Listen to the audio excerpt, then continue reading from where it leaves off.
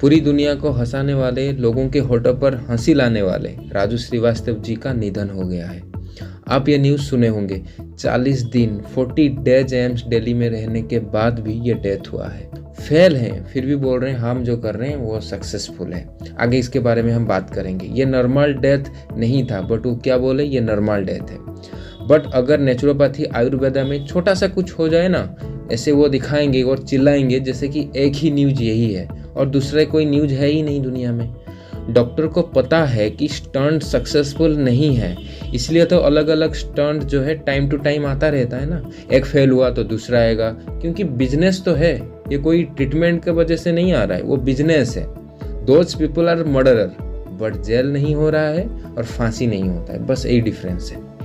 एक स्टंट दोस्तों नहीं, 9 स्टंट डाला हुआ है और एक बार एंजियोप्लास्टी नहीं, 3 बार एंजियोप्लास्टी हुआ है, फिर भी पेनफुल डेथ। अगर वो नेचुरोपैथी और आयुर्वेदा में आ जाते हैं ना, तो आज हम देखते हैं राजू श्रीवास्तव जी को लोगों को हंसाते हुए। पता है दोस्तों, गुस्सा या चिंता किस बात की होती है? ये डॉक्टर जो करप्ट डॉक्टर्स है ना, एक करप्ट सिस्टम में मिलके वो जो काम कर रहे हैं, उनके ऊपर गुस्सा नहीं है। सारे डॉक्टर्स तो करप्ट नहीं है, जैसे हमारे विश्वरूप जी हैं, विमल चार्जर जी हैं, वो बहुत अच्छे काम करते हैं। गुस्सा इसलिए आता है, दुख भी आता है कि आप लोगों की वजह से, क्योंकि गुस्सा इसलिए आता है कि आप लोग समझ नहीं रहे हो, आप लोग जानबूझ के अपना खुद का नुकसान कर रहे हो। और चिंता भी इसलिए आता है, दुख भी इसलिए होता है कि क्या कर सकते हैं हम लोग, तो समझा सकते हैं आपको। बहुत सारे लोग कुछ नहीं समझते, छोटा सा कोई बीमारी हुआ, हॉस्पिटल चले गए, गोली खा लिया, हेल्थ के बारे में बिल्कुल एजुकेट नहीं है, बिल्कुल अवेयर नहीं है, तो फिर तो मरना है ना, और क्या कर सकते हैं। क्या खाना है, क्या नहीं करना है, कौन से चीज़ें को करना है, क्या नहीं करना है, कुछ भी नहीं जानते। ये सब आज हम बिल्कुल भूल चुके हैं।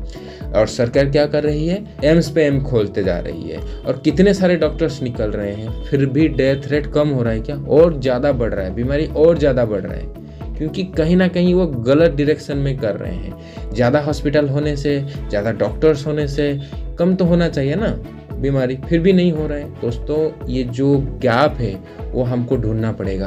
देखिए, हमें हॉस्पिटल ज़रूरत नहीं है, हमें चाहिए हेल्थ एजुकेशन, क्योंकि education is more important then medication. ये बात जितने जल्दी आप समझ जाओगे उतने जल्दी आप ठीक रहोगे। फूड, योगा, मेडिटेशन से कम हो सकता है ये सारे प्रॉब्लम्स।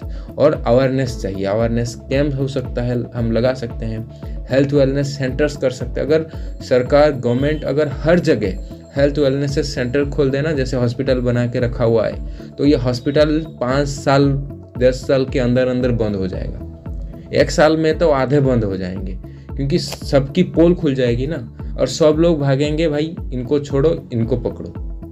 विश्वरूप जी हार्ट के बारे में कितना बोलते रहते हैं। विमल चार्जर जी जो एक फेमस कार्डियोलॉजिस्ट हैं, यानी MBBS MD हैं, कार्डियोलॉजी स्पेशलिस्ट हैं, और एंजियोप्लास्टी के खिलाफ बिल्कुल खिलाफ हैं।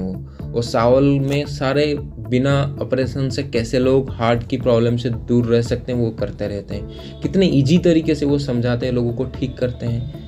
ज़रूर आपको एक बार उनको सुनना चाहिए। और लोग पता है बहुत डरते हैं, वो सोचते हैं कि मर ना जाएं, कहीं कुछ हो ना जाए।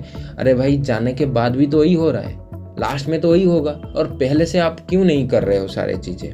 ठीक है, कुछ नॉलेज, एजुकेशन लाना चाहिए। तो चलिए, दोनों एक्सपर्ट क्या कहते हैं इस सब के बारे में हम जानते हैं। 10 साल पहले इनको एक बार एंजियोप्लास्टी हुई थी कोकिलाबेन हॉस्पिटल में, दूसरी बार एंजियोप्लास्टी हुई 7 साल पहले लीलावती हॉस्पिटल में, और तीसरी बार हुई एम्स में। तो ये जो एंजियोप्लास्टी है, इसको क्या सक्सेसफुल ट्रीटमेंट माने या ना माने, भगवान के ऊपर तो हर को विश्वास है, पर ये एंजियोप्लास्टी जो आजकल ट्रीटमेंट चल रही है, इसके ऊपर मेरे को पूरा विश्वास नहीं है, और लोगों को धीरे धीरे विश्वास कम होता जा रहा है, क्योंकि एंजियोप्लास्टी फेलियर ट्रीटमेंट माना जाता है। मैं बहुत सालों से देखता हूँ, पहले बेलूनिंग आई थी, उन्होंने बोला था बेलूनिंग करवा लो, जिंदगी भर ठीक रहेगा। फिर बेलूनिंग के बाद आई स्टेंट को सक्सेसफुल करार किया गया। स्टेंट जब फेल हुई तब उन्होंने बोला नहीं, वो स्टेंट ऑर्डिनरी है, इसमें मेडिकेटेड स्टेंट होगा। फिर गोल्ड स्टेंट आया, रेडियो एक्टिव स्टेंट आया, उसके बाद आ गई ड्रग कोटेड स्टेंट, वो सक्सेस करके बड़ा माना गया। फिर वो भी फेलियर हुआ, तो उसके बदले और भी स्टेंट आने लगे, बायोडिग्रेडेबल स्टेंट आई। आजकल फिर ड्रग कोटेड स्टेंट पे ही ज्यादा जोर चल रहा है। तो ये जितने सारे तरह के एंजियोप्लास्टी हुई, अगर ये सक्सेसफुल होता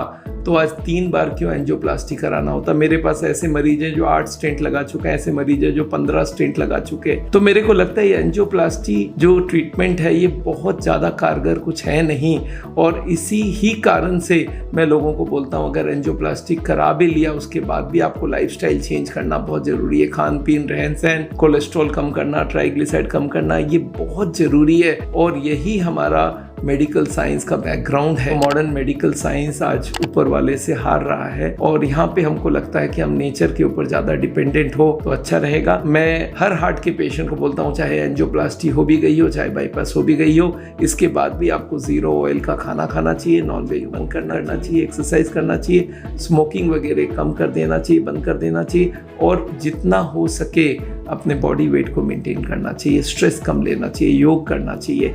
यही असली इलाज है हार्ट की बीमारी का। तो सीढ़ियाँ चलोगे तो आप देखोगे कि आपको कुछ डिस्कम्फर्ट हो रहा है, तो समझ लेना कि हार्ट की प्रॉब्लम है।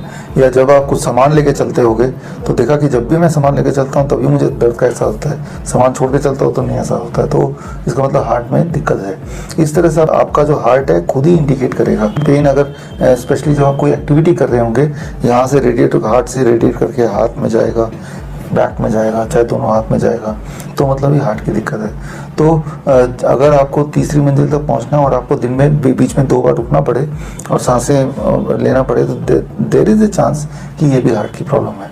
तो कितना परसेंट ब्लॉकेज है, ये 80% ब्लॉकेज है या 70% ब्लॉकेज है, 50% ब्लॉकेज है, और कहाँ ब्लॉकेज है, ये दोनों चीज़ पता करने के लिए एंजियोग्राफी करते हैं। लेकिन हमें याद रखना चाहिए कि एंजियोग्राफी जो है, नाम सुनने में सिंपल लग रहा है एंजियोग्राफी, लेकिन ये बहुत ही खतरनाक प्रोसेस है जिसमें एक ये तार आपके बॉडी में ब्लड वेसल के माध्यम से नीचे से लेके ऊपर तक ले जाते हैं, सारे ऑर्गन के बीच से होता हुआ, चीरता हुआ, और हार्ट तक ले जाते हैं, और उससे उसकी विजुअल फोटो खींच के वो फोटो से ये देखने की कोशिश करते हैं कि कहाँ ब्लॉकेज है। तो ये एक तो बहुत ही अप्रॉक्सीमेट बेसिक मेथड है जिसकी एक्यूरेसी बहुत ही बेकार है, पहली बात। दूसरी बात, ये बहुत ही इंजरियस है, मतलब ये कि बहुत सारे लोग तो ये प्रोसेस के दौरान ही उनकी मौत हो जाती है। तो ये प्रोसेस कोई ठीक करने का प्रोसेस नहीं है, सिर्फ जानने का कि ब्लॉकेज कितना % है। कि आपका बॉडी खुद ही बता रहा है कि आपको डिस्कम्फर्ट है, उतना ही काफ़ी है। कोई एग्जैक्टली वो 80% ब्लॉकेज है कि 70% ब्लॉकेज है, वो कौन से हार्ट के साइड में है ब्लॉकेज, उनको पता करके आपको करना क्या है। आपको तो ये मतलब होना चाहिए कि हमें इसको ठीक कैसे करना है। तो मैं हमेशा बोलता हूँ पेशेंट्स को, हर एक को, कि कभी भी एंजियोग्राफी के बारे में सोचना नहीं। एंजियोग्राफी होने के बाद आप वो इंसान नहीं रहेंगे जो पहले थे, आपकी वही वाली हेल्थ वापस नहीं आएगी जो पहले थी। तो it is a very dangerous process. यहाँ तक कि डॉक्टर एंजियोग्राफी करवाने से पहले लिखवा लेता है कि इसके दौरान आपकी मौत भी हो सकती है, और अगर हो गई तो हम जिम्मेवार नहीं है। इसी से अंदाज़ा लगाइए कि कितना खतरनाक होगा कि डॉक्टर आपसे लिखवा लेता है। देखिए, एंजियोग्राफी करने के बाद अगला स्टेप आता है एंजियोप्लास्टी का या बाईपास सर्जरी का। डॉक्टर बोलेगा देखो भाई, ब्लॉकेज ऐसी जगह है जहाँ पे एंजियोप्लास्टी नहीं हो सकती। एंजियोप्लास्टी थोड़ा छोटा भाई है बाईपास सर्जरी का, मतलब थोड़ा सा कम खर्चा वाला, तो ज़्यादा खर्चा वाला बाईपास सर्जरी करना पड़ेगा। तो ये ग्रेजुएट होते हैं। तो लेकिन वो सोचता है मैंने एंजियोग्राफी करा लिया, मैं एंजियोप्लास्टी भी करा लूँ। तो लेकिन ये दोनों के दोनों प्रोसेस जो angioplasty and bypass surgery, they are all very dangerous process, invasive process है, जहाँ पे हार्ट को रोक के, राइट, तब कोई प्रोसेस पूरा करना पड़ता है। और हार्ट को रोक के करना पड़ रहा है मतलब हार्ट का और ब्रेन का जो एक हार्मनी है वो बिगड़ जाता है, और ऐसे में ब्रेन के कुछ सेल्स जो हैं वो मर जाते हैं, हर एक के लिए जो भी ये प्रोसेस कराता है। और ब्रेन के सेल जब मर जाते हैं तो वो इंसान जब सर्जरी रूम से बाहर आता है, कई महीनों तक वो एक बुद्धू की तरह दिखता है, लिटरली। जिसकी भी बाईपास सर्जरी हुई होगी, आप अगर जानते होंगे तो आप देखेंगे उनकी इंटेलेक्चुअल लेवल कम हो जाता है। तो मैं यही बोलना चाह रहा हूँ आपको कि ये सारे सर्जरीज आपके ब्रेन डैमेज करते हैं, बिसाइड हार्ट को तो डैमेज करेंगे, आफ्टर ऑल हार्ट को में ही काटा पीटा जा रहा है। तो ये सर्जरी कभी ना कराएं, इसे किसी को भी नहीं करना चाहिए। और एंजियोप्लास्टी की जगह ब्लॉकेज निकालने का आसान तरीका है, जो नोबेल प्राइज विनिंग साइंस है, नाइट्रिक ऑक्साइड का प्रोडक्शन अगर बॉडी में बढ़ जाए तो 1 महीने से 3 महीने के अंदर ब्लॉकेज खुल जाता है। नाइट्रिक ऑक्साइड बॉडी में क्या करता है, जहाँ जहाँ ब्लॉकेज है, ब्लॉकेज पूरे बॉडी में कहीं भी हो सकता है, उसको धीरे धीरे क्लियर करता है साबुन की तरह रगड़ रगड़ के 1 महीने से 3 महीने में। अच्छा, नाइट्रिक ऑक्साइड कैसे बढ़ाना है? उसको बढ़ाने का सिर्फ DIP डाइट लेके, DIP डाइट में सिर्फ इतना करना है कि 12 बजे तक सिर्फ फल खाना है आपके बॉडी वेट अनुसार। मान लो मेरा बॉडी वेट 70 kg, तो 700 ग्राम फल खाना है मिनिमम। 800 ग्राम भी खा सकते हैं, लेकिन 700 ग्राम से कम ना हो। और कुछ और नहीं खाना है। और लंच और डिनर से पहले अपने बॉडी वेट अनुसार कच्ची सब्जी खाना है, टमाटर, खीरा, मूली, गाजर। कितना?